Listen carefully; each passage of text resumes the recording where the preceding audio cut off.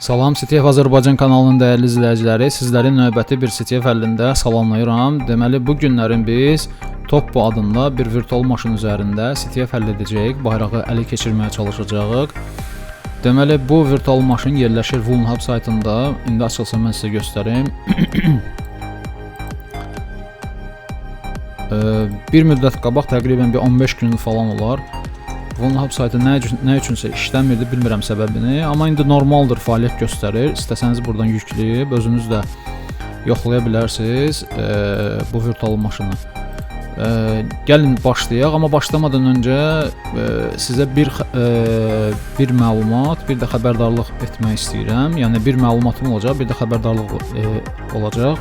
Məlumat budur ki, ola bilsin kanalımıza yeni abunə olanlar var, yeni və yaxud da abunə olmadan belə izləyənlər var. CTF-in nə olduğunu başa salmaq istəyirəm. CTF kiber təhlükəsizlik üzrə öyrənənlər üçün, oxuyanlar üçün və ya ümumiyyətlə bu haqda maraqlananlar üçün və ya etik hakerlər üçün, hücum və müdafiə metodlarını bilmək istəyənlər üçün və ya ümumiyyətlə universitet tələbələri üçün və ya qeyri-birlər üçün, bu işlə məşğul olanlar üçün və s. və ilə axır üçün bir poligondur, bir təlim meydançasıdır. İstənilən adam bunu yükləyib öz kompüterində, öz notebookunda bunu tətbiq edə bilər, öyrənə bilər.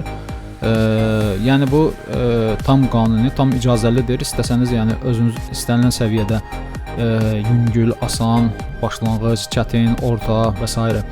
yükləyib üzərində çalışa bilərsiniz. Tam qanuni, tam icazəlidir. İkincisi isə xəbərdarlığım isə budur ki, yəni burada öyrənəcəyiniz bu videodan və öncəki videolardan öyrənəcəyiniz və öyrəndiyiniz şeyləri qətiyyən internet saytlarında real bir hədəfə qətiyyən tətbiq etməyin, xüsusən də Azərbaycan və Türkiyə internet aləmində. Çünki sizin üçün çox faciəvi bitə bilər. Bu alətlərin qeyri-qanuni icazəsiz istifadəsi kiber dələduzluq və kiber cinayətkarlıq sayılır. Artıq sizə cinayət işi açıla bilər və başınızı bəlaya sala bilərsiniz. Onun üçün də yəni ehtiyac yoxdur hansısa bir sayta ping nmap atmağınız və ya Nessus falan istifadə etməyiniz. Bu cür qanuni virtual maşınları yükləyin, kompüterinizdə istənilən qədər qırmağa çalışın, istənilən qədər qırın və buna görə sizə heç kəs heç nə deyə bilməz. Bu icazəlidir, tam açıqdır. Öyrənəndən sonra, tam bunu dərinə öyrənəndən sonra, misal üçün bug bounty istifadə edə bilərsiniz. Hansısa bir, məsələn, Capital Bank bug bounty layihəsi açır. Məsələn, deyir ki, məsəl üçün, kim bizim saytımızda hansısa bir boşluğu tapsa, SQL boşluğudur və ya JavaScript və ya qeyrisidir. Məsəl üçün, səviyyəsindən asılı olaraq, həmin boşluğun mərhələsindən, səviyyəsindən asılı olaraq, məsələn, 2000 manatdan 10.000 manata qədər mükafat var. Bununla məşğul ola bilərsiniz, bu açıqdır, icazəsini alırsınız, müqavilə bağlayırsınız və başlayırsınız bug bounty eləməyə və yaxud da pentester kimi işləyirsiniz. Hansısa bir şirkət sizi cəlb edir, rəsmi şəkildə müqavilə bağlayıb həmin şirkətin internet resurslarını, şəbəkəsini test edirsiniz. Amma qeyri-qanuni olaraq evdə oturub hansısa internet saytı və s. hansısa bir şirkətin web resursunu skan etmək, bu sizin başınızı bəlaya sala bilər. Bu başda mən sizə xəbərdarlıq etdim. İndi isə gəlin CTF-imizi keçək. Öz IP-mizi öyrənməkdən başlayırıq. IP-A. Bəli, bizim IP-miz budur. Yəni bu lokal IP-dir. NAT Network-dən üzərindən bizə verilən IP-dir. İndi isə bizə lazımdır NetDiscover. Artıq sizə tanışdır NetDiscover aləti və mən bunu interfeys üzərindən istifadə edəcəm. ATH0 Enter. Çalışın hansısa bir aləti istifadə edəndə birbaşa root hüquqlardan istifadə etməyin. Default olaraq istifadəçi hüququndan götürün. Sadəcə komandanın qabağında sudo yazın ki, o sizə super user hüquqlarına keçirsin. Ancaq hər dəfə şifrəni yazma, passwordu yazmaq lazım olacaq. Bu bizə nəyi verir? Bu bizə onu verir ki, xəta edəndə birbaşa root hüquqlardan istifadə olunmayasıdır. Sadəcə baxacaq, nə hardadır bizim səhvimiz, onu düzəldəcək. Amma birbaşa səhvi olan komandanın root hüquqlarından istifadə etsəniz, bu yəni kateqoriya silə bilərsiniz, orada hansısa bir direktoriyanı silə bilərsiniz, hansısa bir icazəsiz fayl istifadə oluna bilər. Ona görə də default olaraq istifadəçi hüquqlarından istifadə etməyiniz, komandanı o cür icra etməyiniz daha münasibdir. Deməli bizim hədəfimiz budur. Və salam, hədəfi bildik. İstəsəniz lap ping də atmaq olar. 192, 168, 10, 12. Hə, ping də atdıq. Yəni standart prosedurlardır belə deyək də. İndi isə nmap. Nmap -sc -sv və -a deməli 2 tire arasında pi yazılanda, yəni bu komanda biz bütün portları skan edirik. Əgər bunu siləriksə, o zaman standart portları skan edirik. Gəlin bütün portları biz skan edək. -o bu yeni bir şeydir. Yəni indi yazılan ehtiyac yoxdur əslində. Mən sizin üçün yazdım. -o yazanda əməliyyat sisteminin versiyasını, nüvəsini falan hər bir şeyini tapıb çıxardır.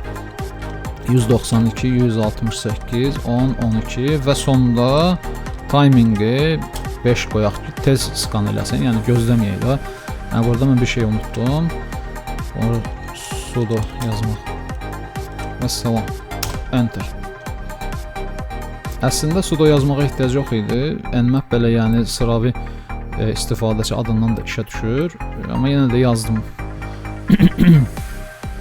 İndi nmap öz nəticələrini bizə verəcək və bugünkü dərsdə, bugünkü CTF-də daha doğrusu yeni şeylər öyrənəcəyik və budur. 4 ədəd bizə açıq portu göstərir. 22-ci port SSH, 80-ci port HTTP, 111-ci port RPC bind və 39404 deməli RPC deyir bu da. Və burada MAC adresi verdi, əməliyyat sistemini verdi, nüvəsini göstərdi. Operation Systems Details Linux'un versiyasını bizə verdi, əməliyyat sisteminin detallarını göstərdi. Network şəbəkə distansiyasını göstərir. Yəni bir addımdadır. Yəni bizim də həmin cihaz arasında heç bir ara vasitəçi falan heç bir şey yoxdur. O zaman biz nəyi bildik? Əvvəla birincisi orada HTTP çalışır, Apache. Deməli biz burada browserdə biz bunu 192, 168, 10, 12 yazaraq oranı aça bilərik və budur açıldı. Burada home var, about var, simple var, kontakt var və s. Biz burada nə edə bilərik? Biz burada dirb işlədə bilərik. Sudo dirb yazırıq. HTTP 192, 168, 10, 12. Dirb işləsin, direktoriyaları bizə verdi. Və salam, saxlamaq olar, direktoriyaları verdi. Baxın, burada bizim direktoriyaları verdi. Ancaq biz başqa bir direktor scanner istifadə edə bilərik. O da deməli GoBooster'dır. Əslində çoxdur. GoBooster bir növ yəni dirb kimidir, amma hərəsi fərqli yerlərdə istifadə olunur. Gəlin bunu da sizə göstərim, bir yeni bir alət olaraq. Belə yazılır, GoBooster, sonra direktoriya yazılır, sonra 2 tire URL, yəni link verilir. HTTP 192, 168, 10, 12 və biz bura word list əlavə etməliyik. Bu da yerləşir USR, sonra share, sonra word lists, sonra yerləşir dirb. Bunun içində common olmalıdır. Common text txt və belə bir şey yazaq sonda. Bunları bu GoBooster haqqında gələcəkdə əlavə izahım olacaq. Yəni hələlik bunu baxaq. Enter Kali passwordunu yazdıq, Kalinin və budur.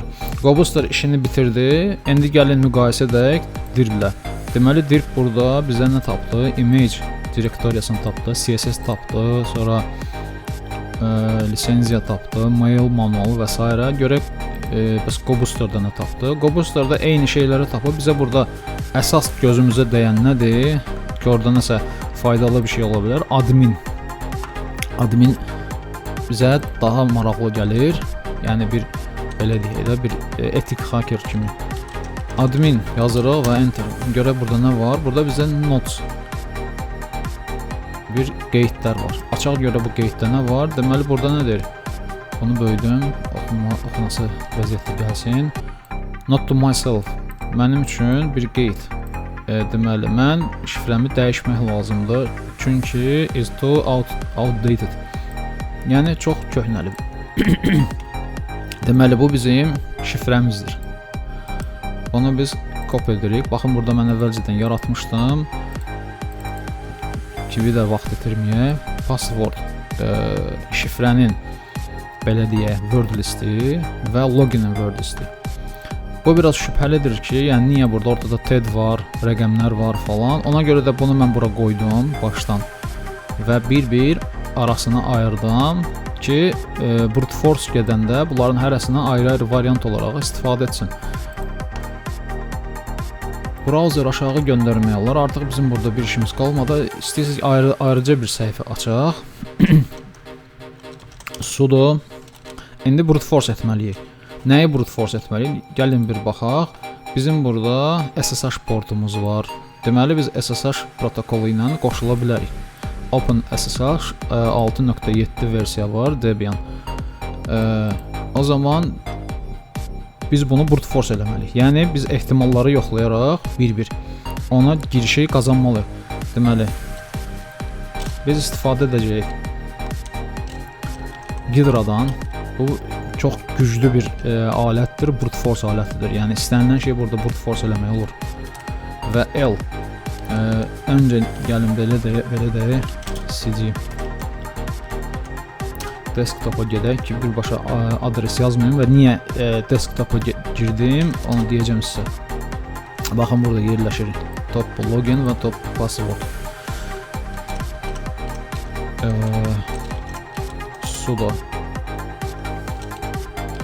Sudo Gydra və -l. Bizə nə lazımdır? -l top login txt. Bax bu lazımdır. Buna copy. Belə əllə də yazmaq olardı. Mən copy paste edirəm.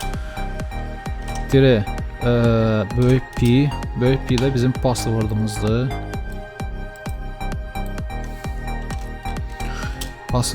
Sonra bizim hansı servisi, hansı portu, hansı servisi biz brute force edəcəyik, onu yazırıq. SSH 2. Defis 192 168 10 12 və salam və enter və salam. Gördüyünüz kimi brute force'umuz bitdi və brute force olandan sonra bizim burada nəticəmizi verdi. 22-ci port SSH xidmətində və 192 168 10.12 IP-sində olan bu servisi biz brute force elədik və login TED olaraq, password da isə bu olaraq tapıldı. İndi isə yerdə qalır biz SSH yazıb olmadı. Sudo yazmalıydım birinci. SSH yox olmadı. Bir də TED işarəsi 192 168 10 12 enter və password yazmalıyıq bura.